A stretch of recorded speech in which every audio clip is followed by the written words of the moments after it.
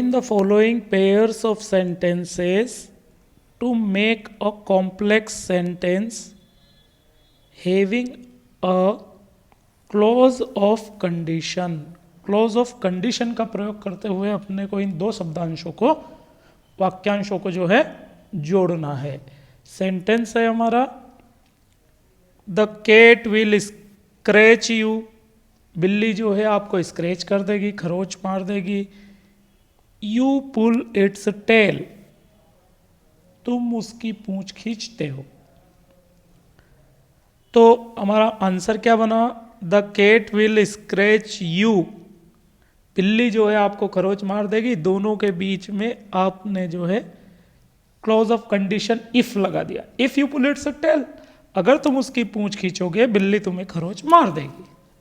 ठीक है भाई. तो दोनों सेंटेंसेस के बीच में हमने क्या लगा दिया? इन दोनों के बीच में आई एफ इफ, और इस यू को हमने स्मॉल कर दिया. बस सिंपल सा काम. तो ये हो गया क्लोज ऑफ कंडीशन. अब इसके बाद सेकंड क्वेश्चन देखेंगे. I did not live near my office. मैं अपने घर के पास नहीं रहता था. I reached my office late. मैं अपने ऑफिस देर से पहुंचा. मैं अपने घर के ऑफिस के समीप नहीं रहता था, इसलिए मैं ऑफिस देर से पहुंचता था. तो अब इस सेंटेंस को आपने किस तरह से करना है? क्लॉज ऑफ कंडीशन के बेसिस पर हमको लगाना तो क्लॉज ऑफ कंडीशन में सब में इफ ही है. तो इफ हमने सबसे पहले लगाया. फिर आई did not live near my office. अब डिड नॉट हमने जो है हटा दिया. भाई डिड नॉट जो था हमारा वो हमने हटा दिया और लिख दिया आई. उसके बाद में हमने इसको बना दिया पास्ट परफेक्ट टेंस का.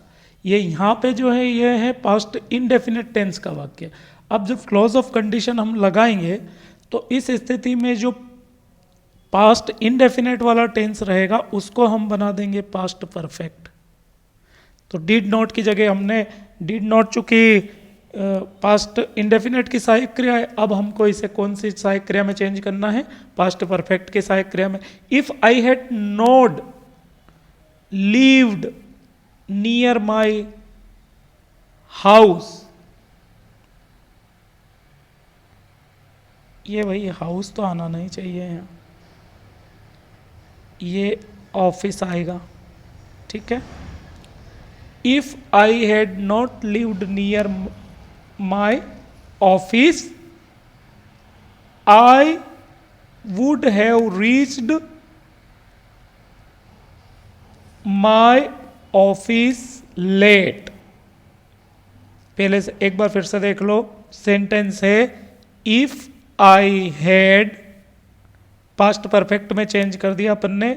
if I had not, और चूंकि हेड के बाद मुख्य क्रिया का तीसरा रूप आता है तो हमने लिव्ड कर दिया. If I had not lived near my office.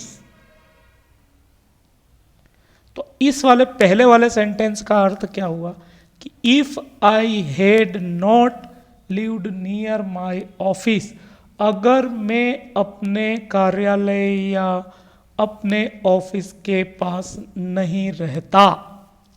अगर मैं अपने कार्यालय या ऑफिस के पास नहीं रहता, I would have, अब रीच का थर्ड फॉर्म रीच्ड, क्योंकि हैज हैव हैड के बाद मुख्य क्रिया का चौथा तीसरा रूप आता है माई ऑफिस, और फिर हमने जो है हमारे पास लेट है. अब यहां पर जो है ना हमको समझने वाली बात है, आई रीच्ड ये वाला भी पास्ट टेंस का वाक्य है और ये वाला भी पास्ट टेंस का वाक्य है. ठीक है. दोनों ही सेंटेंस हमारे पास्ट टेंस के हैं. अब कि वही I did not live near my office, मैं अपने कार्यालय के पास नहीं रहता. I reached my office late, मैं अपने कार्यालय देर से पहुंचता. ठीक है. तो इस सेंटेंस को हम क्लोज ऑफ कंडीशन में जब चेंज करेंगे तो पहले वाला जो सेंटेंस है हमारा उसको हमने बना देना है पास्ट परफेक्ट टेंस का, और पढ़ना उसको ता में है। कैसे कि if I had not lived near my office, अगर मैं अपने कार्यालय के पास नहीं रहता था या नहीं रह चुका था, नहीं बोलना है। If I had not lived near my office कैसे बनेगा? इफ तो हमने लगा दिया क्लोज ऑफ कंडीशन के हिसाब से। इफ आई हैड नॉट, और ये आ गया लिव का थर्ड फॉर्म लिव्ड, क्योंकि ये हेड है।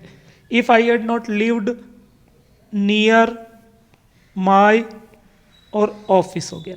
इसका अर्थ आप लोगों ने समझना है। इसका अर्थ हुआ कि अगर मैं अपने कार्यालय के पास नहीं रहता, अगर मैं अपने कार्यालय के पास नहीं रहता, I reached my office late, इसको हमने विल हैव या वुड हैव में चेंज कर देना है। आई विल का वुड हो जाएगा, वुड हैव हो गया, और लिव का थर्ड फॉर्म हो जाएगा lived. I would have lived, I would have live, I would have, sorry lived नहीं आएगा, रीच्ड आएगा, क्योंकि रीच्ड सहायक क्रिया है यहाँ पर, ये रीच्ड है, तो हम लिखेंगे I would have reached my office late. ठीक है, एक दो तरह के दूसरे, मतलब इसी सेंटेंस में अगर हम कोई दूसरे और भी इस तरह के सेंटेंस करेंगे तो आपको क्लियरली समझ में आ जाएगा। तो पहला वाला जो हमारा पास्ट इंडेफिनिट का वाक्य है, रीजन जो है, आप भाई ऑफिस क्यों लेट पहुंचे, क्योंकि आप कार्यालय के पास नहीं रहते, तो हमारा रीजन क्या है, ये वाला सेंटेंस जो है इसको हम पास्ट परफेक्ट में चेंज करेंगे, और इसको हमने वुड हैव में चेंज करना है। अब आप सोच सकते हो ये पास्ट का है तो ये पास्ट का क्यों नहीं हुआ, ये भी पास्ट का है, आपने विल जो था उसको बना दिया है वुड, इसलिए यहाँ पे हैव आया। ठीक है, तो if I had lived near my office, अगर मैं अपने कार्यालय के समीप रहता, I would have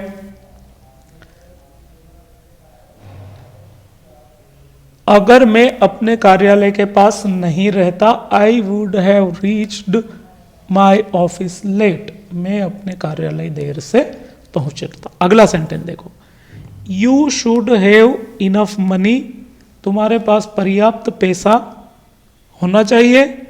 you can buy anything, तुम कुछ भी खरीद सकते हो।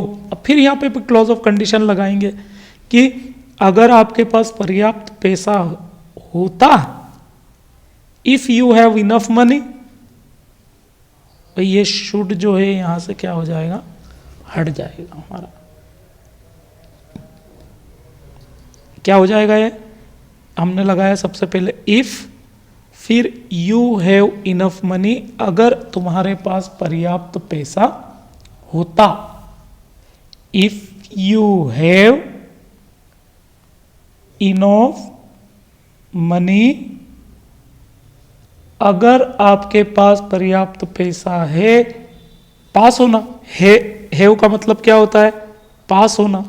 इफ यू हैव, अगर तुम्हारे पास पर्याप्त पैसा है, यू कैन बाय एनीथिंग, तुम कुछ भी खरीद सकते हो। अब आप एक चीज और, यू शुड हैव का मतलब क्या हुआ, शुड हैव, समझो सेंटेंस को समझो, you should have enough money, आपके पास पर्याप्त पैसा होना चाहिए। यू कैन बाय एनीथिंग, तुम कुछ भी खरीद सकते हो। अब यहां पर हमने अगर लगा दिया, अगर लगा दिया तो शुड यहां से गोन हो जाएगा। If you have enough money, अगर आपके पास पर्याप्त पैसा है, इस वाले सेंटेंस में चाहिए था और इस वाले सेंटेंस में है कि इफ यू हैव पर्याप्त इनफ मनी, अगर तुम्हारे पास पर्याप्त पैसा है, यू कैन बाय एनीथिंग, तुम कुछ भी खरीद सकते हो। अगला सेंटेंस में देखूंगा, ही लेफ्ट हिज बाइसिकल आउटसाइड, उसने अपनी साइकिल को बाहर छोड़ दिया। someone would steal it। बिल्कुल, someone कोई would steal it, उसे चुरा लेगा।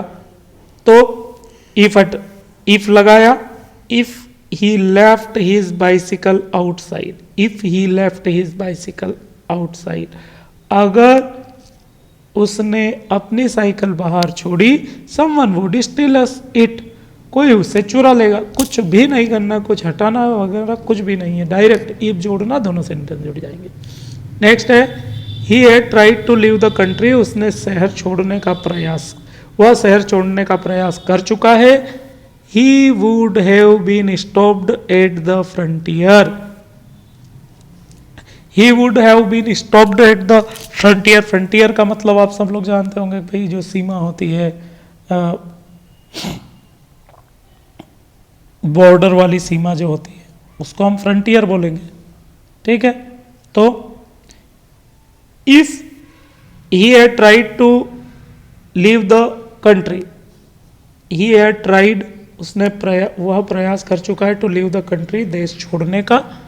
ही would have been stopped at the frontier, उसे रोक लिया जाता, ठीक है, उसे he would have been stopped, उसे रोक लिया जाता, उसे रोका जा चुका होता एट द फ्रंटियर, फ्रंटियर पर या सीमा पर। तो अब हमने क्या करना है, इफ लगाना है। If he had tried to leave the country, he would have been stopped at the frontier. आपको कुछ ABCD लगाने की ज़रूरत ही नहीं है, डायरेक्ट जो सेंटेंस है उसको सेम एज वो जैसा है वैसा का वैसा लिख देना है, सिर्फ इफ पहले लगा करके। आप लोगों को समझ में आया होगा, इसकी प्रैक्टिस आप लोग करोगे तो और समझ में आ जाएगा।